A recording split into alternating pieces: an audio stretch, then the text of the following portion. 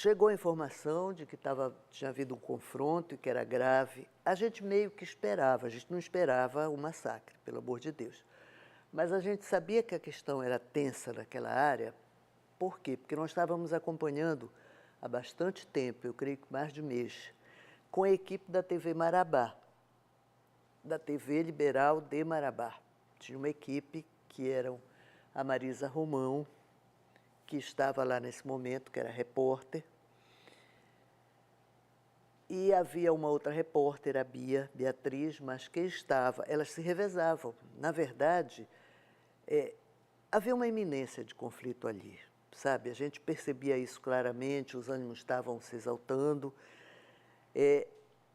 Era uma cobertura que estava se tornando um pouco desgastante, porque todos os dias as pessoas cobravam coisas, será que vai acontecer, se não vai? A gente não sabia, mas sabia que tinha que ficar lá, né? Nesse dia, aconteceu uma coisa impressionante, né? Porque a Marisa Romão estava lá, a repórter, mas o cinegrafista tinha tido um problema na câmera dele, o cinegrafista da TV Liberal de Marabá, e ele tinha ido a Marabá para resolver o problema da câmera.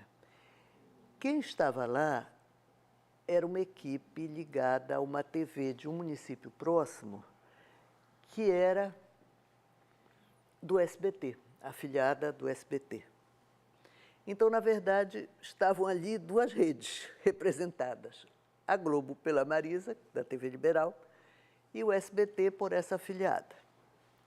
Isso gerou uma coisa muito curiosa, porque na hora que o conflito começa, os dois se juntam, que foi a melhor decisão que eles tomaram, se juntaram, né? E nós tivemos aí uma equipe mista.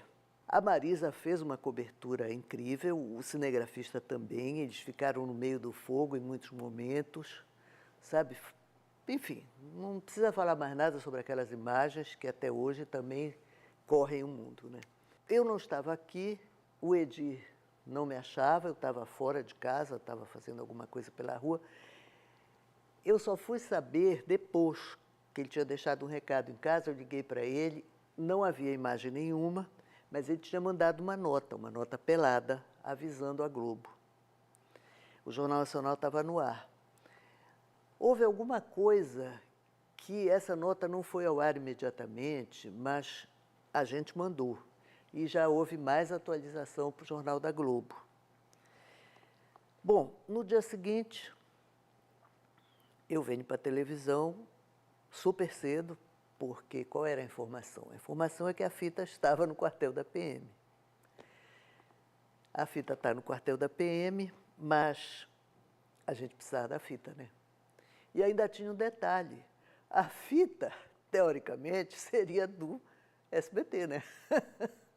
Porque estava na câmera de uma afiliada do SBT. Mas aí o que aconteceu? A TV Liberal teve um poder maior de negociação. A direção foi genial nesse momento, Fernando Nascimento, creio que a família Maiorana também, todo mundo entrou em ação, e, enfim. A fita, milagrosamente, foi devolvida intacta pelo comando da PM, de lá. Estava lá, em Parauapebas, eu creio, e foi devolvida para a Marisa, que pegou a fita e também não sabia o que tinha dentro, né? Ela não podia ver a fita naquele momento. O importante era tirar essa fita de lá. Aí manda um avião para buscar a fita. Quando a Marisa está com a fita na mão para despachar, chega um companheiro, que na época era do SBT e hoje é da Globo, e diz: a fita é minha. A fita é nossa. Ela diz: bom, a fita é nossa, vamos... Aí, o que foi que resolveram? Deixa a direção resolver por lá, vamos garantir que a fita chegue em Belém. E assim foi feito. Eu tinha que gerar essa fita, sem saber o que tinha dentro, para um horário aberto pela Globo para o jornal Hoje.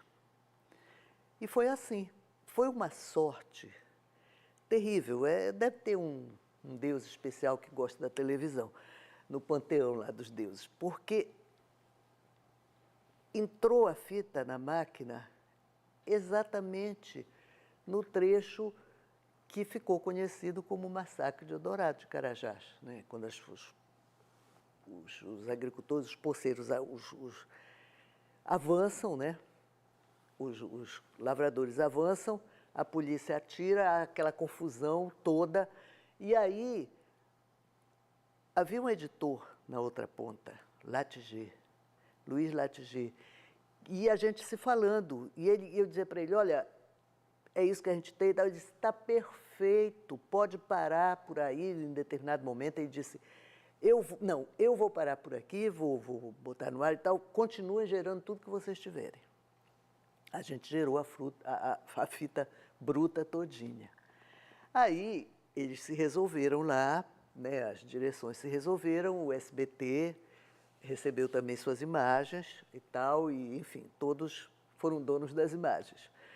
E o fato é que a gente começou aí uma cobertura que foi, eu acho que a mais difícil, sabe, das nossas vidas. O sul do Pará volta a virar cenário de guerra. O batalhão de choque da Polícia Militar usou metralhadoras e fuzis. Os integrantes do movimento dos Sem Terra tinham foices, facões e revólveres. O resultado foi um massacre. 20 mortos, 44 feridos. Para mim, particularmente, marcou muito. Eu não faço questão de parecer que sou durona, sabe, que tal. Mas, pela primeira vez, eu chorei numa ilha de edição, editando a matéria do reconhecimento dos corpos, sabe?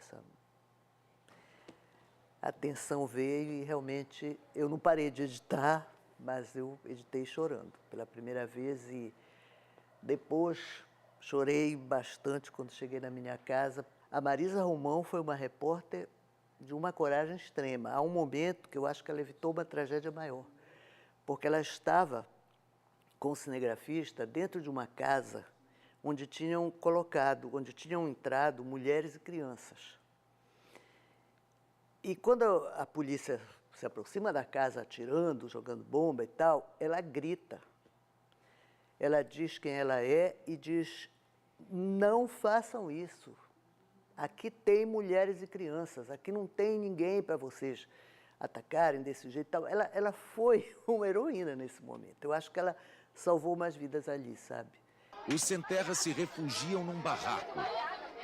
Escuridão e medo. Homens, mulheres e crianças falam ao mesmo tempo. O som do desespero. Sem tempo para ajustar a câmera, o cinegrafista Oswaldo Araújo acompanha a repórter da TV Liberal Marisa Romão. Ela sai do barraco e pede aos policiais que não atirem. Só tem mulher e criança lá, vem! Para, só tem mulher e criança aí dentro! A polícia avança, toma o equipamento e arranca a fita de dentro da câmera. Uma mulher me agarrou e falou, senhora, não saia daqui de dentro, porque se a senhora sair, eles vão nos matar. Eu falei, mas se eu não saísse, nós não tínhamos chance nenhuma. Eles estavam atirando, eles não sabiam quem estavam lá dentro. Eles não sabiam que lá dentro só tinham mulheres e crianças. Eles acharam que os Sem Terra estavam lá dentro da casa também conosco. Ela ficou muito traumatizada depois, veio para Belém, ainda continuou trabalhando e depois ela veio para Belém. E hoje em dia eu acho que ela está em Brasília, na Câmara dos Deputados. Ela ficou trabalhando lá. Mas foi uma cobertura bastante tensa, porque, inclusive, foi a logística, agora falando da logística da cobertura, né? Foi assim, nós tínhamos 3 frentes para trabalhar. Nós tínhamos Belém, onde as coisas aconteciam, rolava, tinha justiça, enfim, tinha notícia aqui também. Tinha o governo do Estado, que dava entrevistas e tal. Comando da PM, que não dava entrevistas, mas estava aqui. Aí a gente tinha Marabá, onde uma parte da ação estava se passando, porque os corpos foram levados para lá, tinha uma série de coisas que se passavam em Marabá. E a outra ponta acontecia lá em Eldorado dos Carajás. Então, o que é que foi feito? Tá? A gente ficou em Belém, dando a retaguarda. O Emmanuel Vilaça ficou em Marabá e o Marcelo Canelas maravilhoso repórter, criatura incrível, ficou em Eldorado dos Carajás, com a missão de cobrir Parauapebas, onde estava também se desenvolvendo o inquérito. E lá ele viu uma série de coisas que foram notícia, como também o Vilaça Marabá. Por exemplo, Marcelo Canelas percebeu que as armas tinham sido entregues de um jeito que não era o jeito usual, então você não podia, pelas balas nos mortos e feridos, você não podia saber quem tinha disparado, sabe? Que também havia soldados sem identificação. O legista que identificou a ossada do carrasco nazista Yosef Mengele vai a Eldorado de Carajás e garante: 7 do Sem Terra foram espancados a golpes de foice e facão e depois executados a tiros. Outros 2 foram assassinados com tiros a queima-roupa na nuca. O legista Nelson Massini, da Universidade Estadual do Rio de Janeiro, refez as autópsias para evitar a manipulação dos laudos, como teria acontecido no massacre de Corumbiara, no ano passado. Comissões de deputados e senadores de direitos humanos e dos próprios Sem Terra estão acompanhando de perto as investigações do massacre. É o que informa do Pará o repórter Marcelo Canelas. Eles acusam a polícia militar de executar acampados que já estavam dominados e presos. E os que estavam vivos, a gente via de lá eles apontar a arma para o chão e detonar na cabeça deles. Os políticos que foram ao acampamento hoje receberam cápsulas que sobraram do tiroteio. Com os dirigentes da CUT e do PT, os Sem Terra fizeram um arrastão no meio do mato para procurar mais corpos. Eles dizem que está faltando gente no acampamento. A cobertura realmente foi... Como é que se fazia? Bom, todos os dias ia um avião, o que era uma cobertura, né, que não tinha outro jeito. Esse avião parava em Marabá a tantas horas e pegava material do Vilaça. Aí ele ia para Serra dos Carajás, onde ele podia pousar, e ele pegava o material do Marcelo Canelas. Aí ele voltava, ou fazia vice-versa, mas ele era o único jeito. E tinha uma hora exata, porque a partir de um certo momento o avião não conseguia mais pousar, não tinha como. Então, era uma loucura. Eu guardo até hoje uns offs do Marcelo Canelas, manuscritos, sabe? Ele mandava, ele conseguia, o tempo que ele chegava lá no aeroporto, o Vilaça fazia a mesma coisa também, ele ficava vendo, sabe? Ele estava com o Paulo da Graça, Paulo Tucano, Paulo da Graça, daqui da TV Liberal, que fez imagens maravilhosas. Infelizmente, a gente nem sempre podia aproveitar, porque na correria, né? Então, ele mandava a fita decupada, impressionante, com uma letrinha de imprensa. Parecia que ele estava digitando, né? E o Vilaça fazia a mesma coisa. E a gente ficava, então, esperando esse material chegar, dependendo, mais uma vez, de um avião, né? Para que a gente pudesse gerar material para a Globo todos os dias.